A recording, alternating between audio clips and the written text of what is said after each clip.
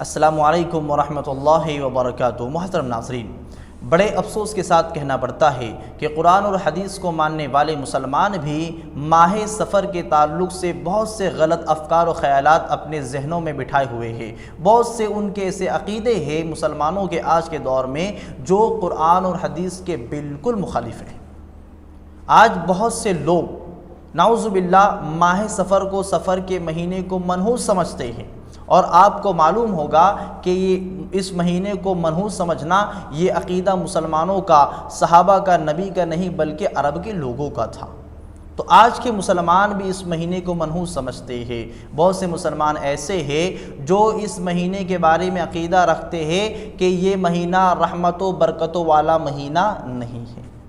آپ دیکھیں کہ اگر یہ رحمتوں اور برکتوں والا مہینہ نہیں ہے تو پھر اللہ رب العالمین نے اپنے رسول صلی اللہ علیہ وسلم کو اس مہینے یعنی ماہ سفر میں ایک بڑی فتح سے نوازا تھا، اور وہ فتح کون سی تھی؟ وہ فتح خیبر تھی۔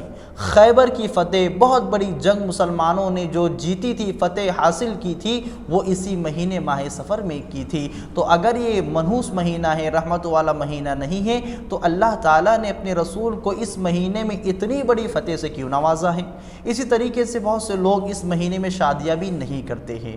تو ایسے لوگ جب تاریخ کا مطالعہ کریں، سیرت کا مطالعہ کریں، تو آپ کو معلوم ہوگا میرے بھائیوں، دوستوں، میرے پیارے مسلمان بھائیوں، کہ اللہ کے رسول صلی اللہ علیہ وسلم نے اپنا نکاح حضرت صفیہ رضی اللہ تعالی عنہا سے اسی مہینے یعنی ماہ سفر میں کیا تھا۔ اگر سفر کا مہینہ غلط ہوتا تو محمد رسول اللہ صلی اللہ علیہ وسلم کبھی بھی اس مہینے میں نکاح نہیں کرتے۔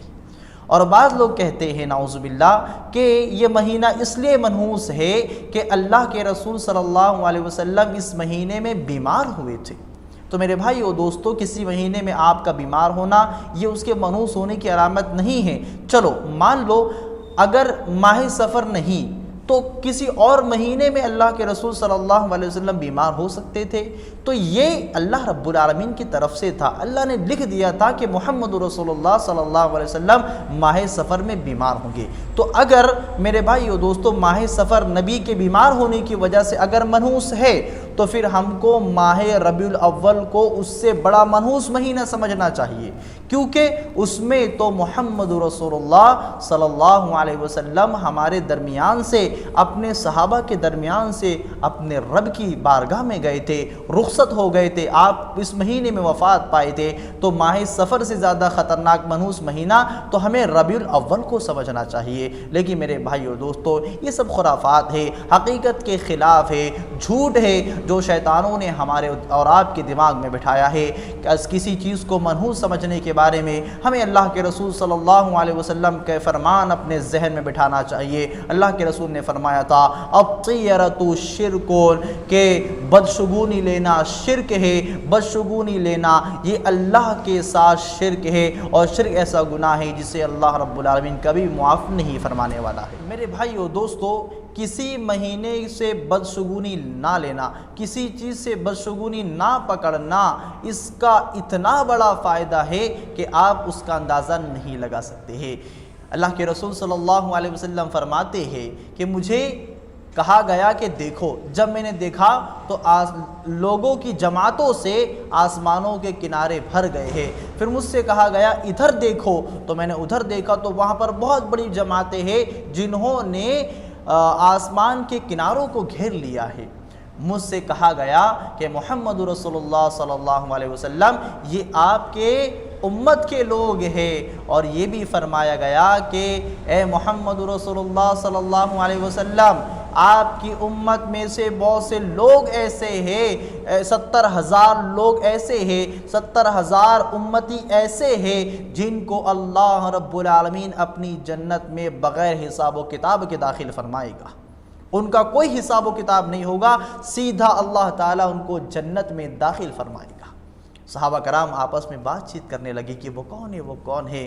تو محمد رسول اللہ صلی اللہ علیہ وسلم نے فرمایا ہم الذین لا یتطیرون ولا یسترقون ولا یکتؤون وهم علی ربهم یتوکلون۔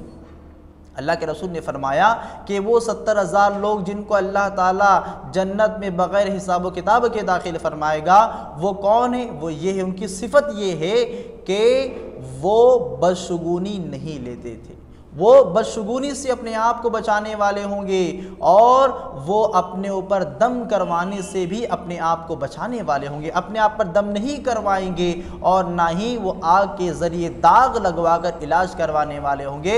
اور ان کی ایک صفت یہ ہوگی کہ وہ اپنے رب پر مکمل بھروسہ رکھنے والے ہوں گے۔ تو میرے بھائیو دوستو، 70,000 جو جنت میں بغیر حساب کتاب کے جانے والے ہیں، وہ صحابہ کرام میں سے بھی ہو سکتے ہیں، قیامت تک آنے والے جتنے بھی لوگ ان میں سے بھی ہو سکتے ہیں، اس لیے کہ اللہ کے رسول صلی اللہ علیہ وسلم نے ان کی صفت یہ بیان فرمائی ہے۔ اور سب سے بڑا فائدہ میرے بھائیو یہی ہے کہ ہم اللہ کی ذات پر بھروسہ رکھیں، کسی بھی چیز کو منحوس نہ سمجھیں۔ فرمائیں اسی طریقے سے میرے بھائیو دوستو، اگر کوئی شخص کسی چیز کو منحوس سمجھتا ہے، بلی کا راستہ کاٹ دینا، زہریلے سانپ کو دیکھ لینا، یا کسی اور گھٹنا یا حادثے کو دیکھ لینا، اور اس کو اگر کوئی منحوس سمجھتا ہے، پھر اسے احساس ہوتا ہے کہ میں نے غلط کیا ہے، اب وہ توبہ کرنا چاہتا ہے، تو اس کا کفارہ یہ ہے کہ اللہ کے رسول صلی اللہ علیہ وسلم نے فرمایا ہے، اللہم لا طیر الا طیرک ولا خیر الا خیرک ولا الہ غیرک، کہ اللہ کوئی بھی چیز بدشگون نہیں ہوتی ہے